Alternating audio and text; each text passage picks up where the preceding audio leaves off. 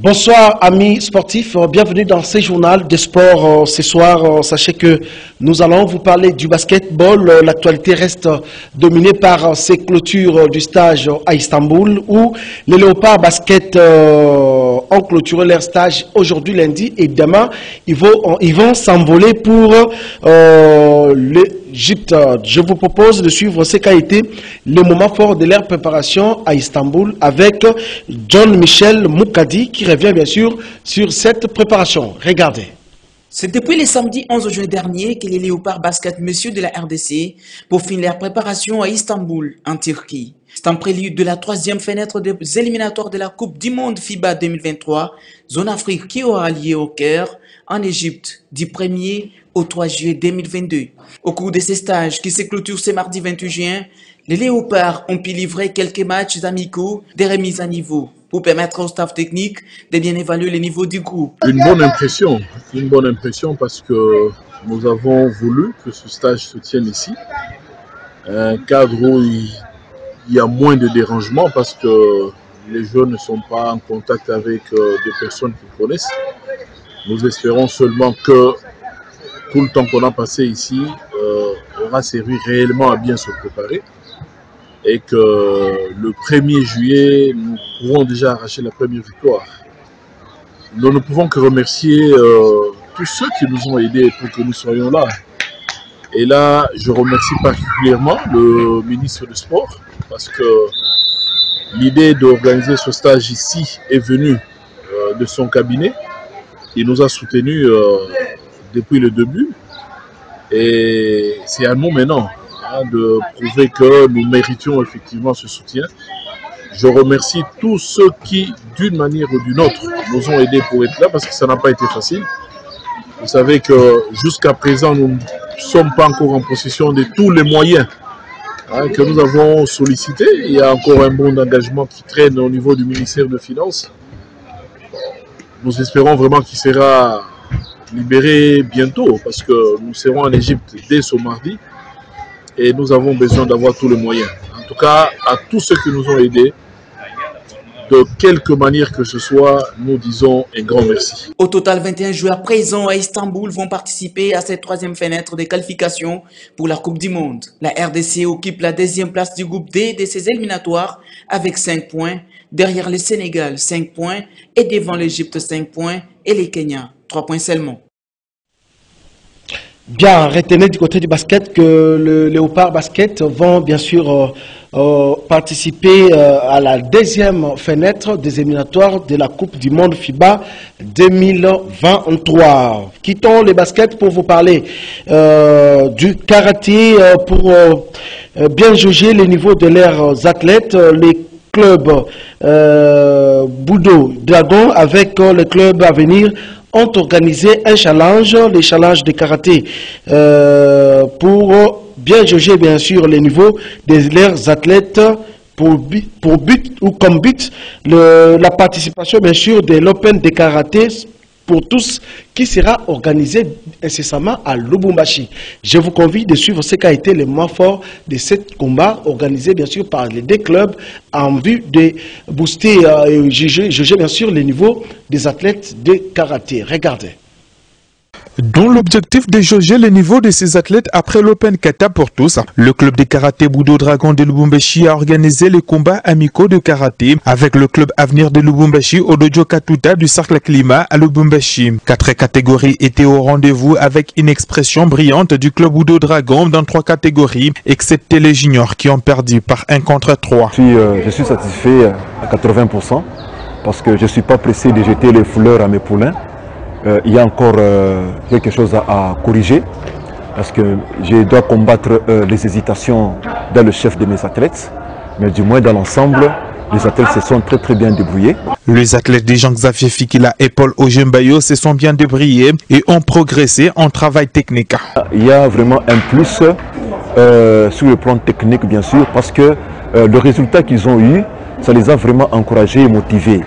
Parce que les résultats, s'il y a toujours des résultats positifs, y compris aussi des résultats négatifs, ça pourra aussi les aider à améliorer certaines choses. Satisfait du niveau actuel de leurs athlètes, le vice-président du club Budo Dragon de Lubumbashi n'a pas caché sa satisfaction. Vraiment, nous sommes très contents de ce qui s'est passé aujourd'hui. Nous sommes en train de préparer notre club à un Open qui sera plus grand, à un championnat qui va aller au-delà de nos frontières. Un bon challenge et une bonne préparation qui a ajouté un plus au niveau du club Avenir de Lubumbashi, comme l'affirme le coach de cette équipe. Nous avons profité beaucoup de choses. Le club Budo Dragon, dirigé par le sensei Dechi, nous a apporté un plus. En tout cas, je tiens à féliciter le club ainsi que le comité. La préparation des karaté club Budo Dragon de Lubumbashi se poursuivra le samedi prochain à la Roachim au club Mutashi Academia. Bien, sachez que ces combats ont été organisés dans les dojos ou dans la salle du club Kakuta de Lubumbashi du président Katuta. Donc, président Katuta, et retenez que toujours du côté karaté, la fédération des karaté du Congo, FECACO, confirme bien sûr l'organisation du championnat nationaux qui se tiendra à Kisangani, et il est demandé à tous les karatékas de bien vouloir affûter leurs armes pour participer bien sûr à cette fête nationale. Et aussi du côté du Tagel, sachez que les tournois d'amitié des Grands Lacs restent maintenus pour la ville de Goma. C'est ce qui nous confirme le président de cette fédération, M. Freddy Lankobo, et le secrétaire général de cette fédération. Et aussi, il est demandé bien sûr à tous les athlètes de se faire enregistrer, c'est-à-dire acheter sa licence pour la bonne pratique de cette discipline. Donc nous allons quitter les karatés cette fois-ci pour vous parler des Jeux de la francophonie. Comme vous le savez, la République démocratique du Congo va abriter les 9e Jeux de la francophonie, et pour ce faire, un constat a été fait pour voir ce qu'a été le niveau des infrastructures sportives qui vont bien sûr abriter ces Jeux en République démocratique du Congo. Cette fois-ci, c'est la société New Sotem qu'on a eu qui a eu bien sûr à faire visiter les ingénieurs. Je vous convie de suivre ces reportages de la cellule de communication bien sûr de cette structure. Regardez. Les travaux initiés dans le cadre des 9e Jeux de la francophonie par l'entreprise New Sotem avancent à pas de géant, et c'est malgré la disparition tragique de son directeur général. C'est samedi 25 juin 2022, une mission d'inspection conduite par le chef des services de la direction des ponts et chaussées du ministère des infrastructures, travaux publics et reconstruction est descendue sur le chantier du stade de Martyr pour faire l'état des lieux. Ici sont exécutés les travaux de construction d'un grand collecteur et de plusieurs autres voiries. Durant cette visite, aucun détail n'a été épargné afin de se rassurer sur l'évolution des travaux. L'ingénieur Freddy Angana explique. Les autres travaux à l'intérieur du stade, la voirie, nous avons réalisé près de 90%. Nous avons entamé aussi la partie B de cet ouvrage, c'est-à-dire l'entrée numéro 11 du stade de Martyr jusqu'à avenue Kassavogo au pont Gabi, dans la jonction.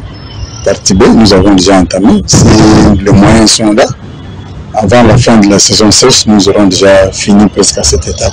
Au stade Tata Raphaël, l'entreprise New Sotem construit une salle de tennis de table d'une superficie de 75 mètres sur 56. Un travail de titan est exécuté en un temps record. Nous avons commencé par stabiliser le sol, mais là aujourd'hui, tel que nous sommes en train de parler, nous sommes en train de tisser la natte de radier générale qui bientôt sera coulée.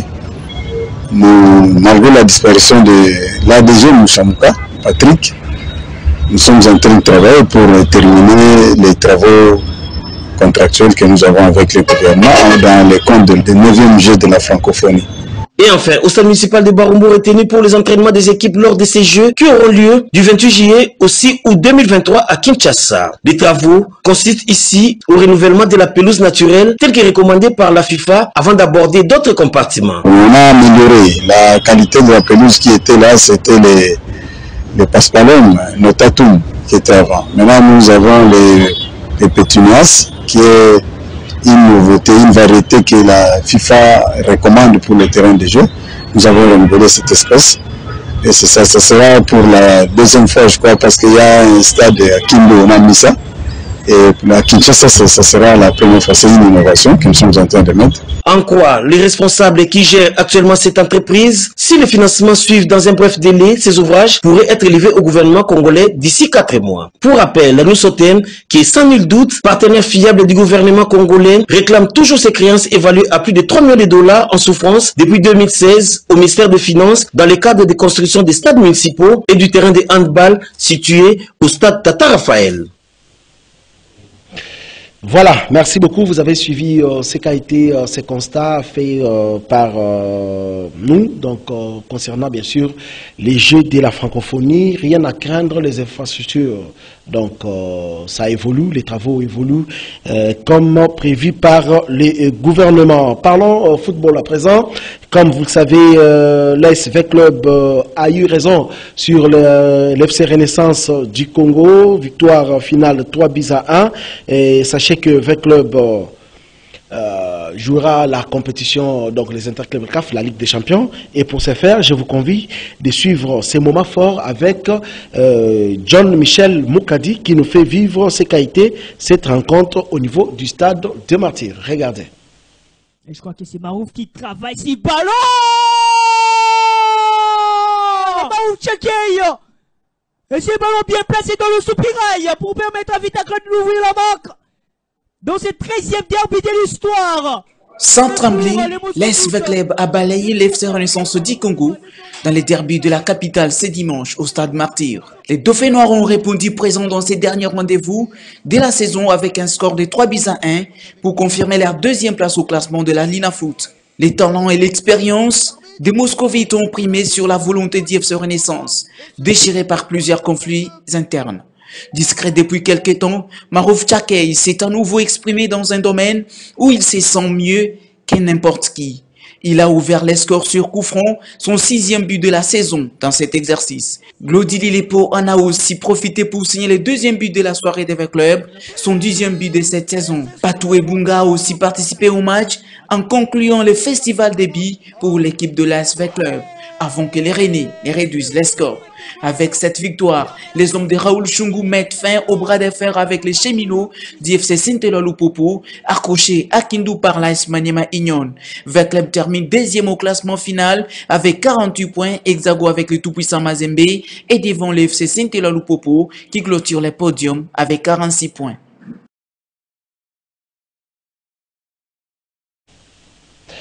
Voilà, merci. Donc, vous avez suivi, c'est la rencontre qui avait opposé l'ASV Club face à Renaissance Football Club du Congo. Dans ces mêmes registres, j'espère que nous allons encore revivre ce qu'a été les matchs nuls opposant l'AS Maniema Union à Saint-Éloi Lupopo de Lubumbashi. Des matchs qui s'est joué à Kindu au stade Joseph Kabila et ces scores, bien sûr, un but partout, permettra à Saint-Éloi Lupopo de terminer 3e au classement. Regardez ce qu'a été le moment fort avec nos amis de Lupopo.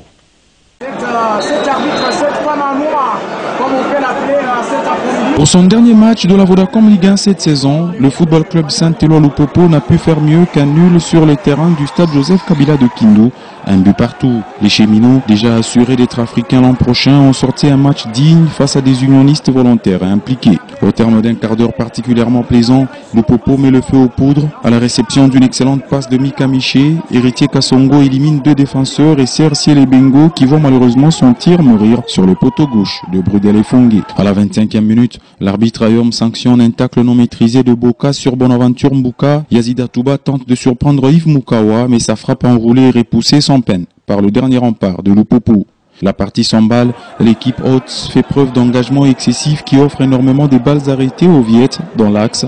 Les tentatives de Patou Kabangu et Siele Bengo, pourtant meilleurs dans cet exercice, ne produisent rien. Derrière, les hommes de Papi Kimoto s'installent dans la partie adverse où ils multiplient les passes et les situations, sans faire mouche. Ils peuvent même nourrir beaucoup de regrets en quittant la pelouse avec un nul, tant ils se sont battus en toute fin du premier acte.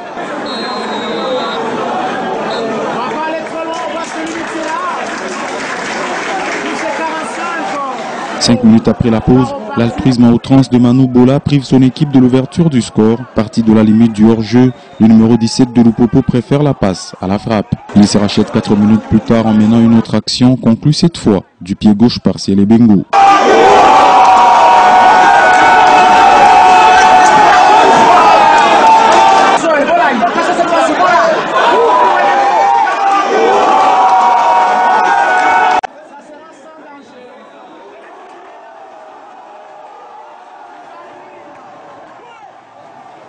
Wangombabu Baïv Mukawa d'un contre-pied parfait à la 82e minute.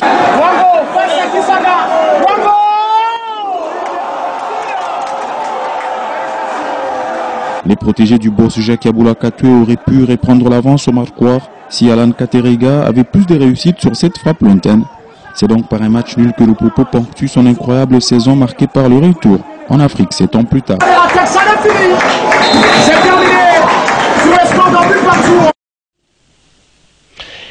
Bien, merci. Vous avez suivi bien sûr les résumés de ce match qui avait opposé Maniema Union face à Saint-Éloi Lupopo pour les comptes de la dernière journée. Donc pour les deux formations, hein, donc les matchs qui les opposaient pour les comptes de la Ligue nationale de football. Restons toujours dans ces mêmes régimes. Bon, nous restons avec le football, mais cette fois-ci, nous allons parler de la Coupe du Congo, la finale de la 57e édition de la Coupe du Congo football masculin, bien sûr, aura bien et bien lié. Demain, mardi 28 juin, au stade de Martyr, entre le Daring Club Motema Pembe et l'Académie Club Rangers. DSMP s'est qualifié après avoir battu les jeunesse groupe Bazano de Lubumbashi sur le score de 3 buts à brosse, et c'était le samedi dernier. Je vous convie de suivre ces qualités, ces moments forts, et on reviendra pour les autres détails. Regardez ce qui a été le moment fort de cette rencontre avec John Mukadi. La deuxième demi-finale de la 57e édition de la Coupe du Congo appartient à l'histoire. Le dernier club Motema Pembe de Kinshasa a éliminé la JS Bazano de Lubumbashi samedi 25 juin 2022 au terrain du centre Kourara en la battant par 3 buts à 0. Les Immaculés ont ouvert les scores de la première minute de la partie par Bofafa Kawaka. L'attaquant Dios Katulondi a alourdi les scores Stella à la 3e minute de jeu et le défenseur Ikoyo Iyombe à la 75e minute de jeu a clôturé les 3 buts à 0 pour les Immaculés de la capitale.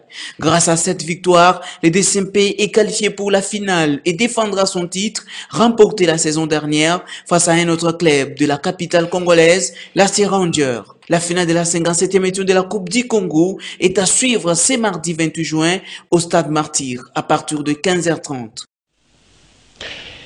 Bien, donc sachez que les Daring Club Motema Pembe avaient écarté en demi-finale jeunesse sportive groupe Bazano 3 buts à 0, et il va en découdre en finale avec l'Académie Club Rangers qui avait aussi éliminé la jeunesse sportive de Beni. Donc cette équipe, jeune équipe bien sûr, qui a fait G égal donc 3 buts partout au temps réglementaire, et c'est aux séances de Turobi que l'Académie Club Rangers avait pris l'avantage, comme ça a été au niveau de la quart de finale. Les matchs se jouera demain au stade de Martyr au cours de 15h30, et venez nombreux, les billets sont en vente au niveau, donc il y a au niveau de l'entrée du stade de Martyr déjà à 13h, passez pour acheter votre billet et regarder la finale qui opposera bien sûr les Daring Club Motema Pembe face à l'AC Rangers qui est pour sa première fois de participer à cette finale, donc Daring Club Motema Pembe qui vient cette fois-ci pour défendre ce qu'a été son titre de la Coupe du Congo gagné la saison passée avec Sa Majesté, ou contre Sa Majesté Sanga Balende Wabangeluni Basantu.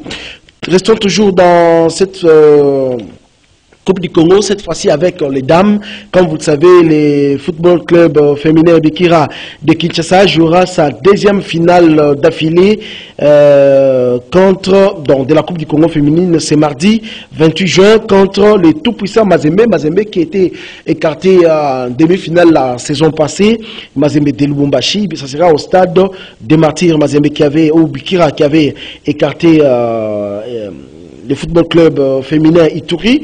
Donc regardez les moments forts de ce qu'a été cette rencontre opposant bien sûr l'FC donc football club féminin Bikira contre football club féminin Ituri. C'était au stade de Martyrs. Regardez. Féminin Bikira retrouve la finale de la Coupe du Congo féminin pour la deuxième fois consécutive. Cette fois-ci face au tout-puissant Mazembe de Lubumbashi. Les Quinoises se sont bien comportées lors de la demi-finale face à l'équipe de l'Ituri ce dimanche au Stade Martyr, en remportant par un score de 4-0.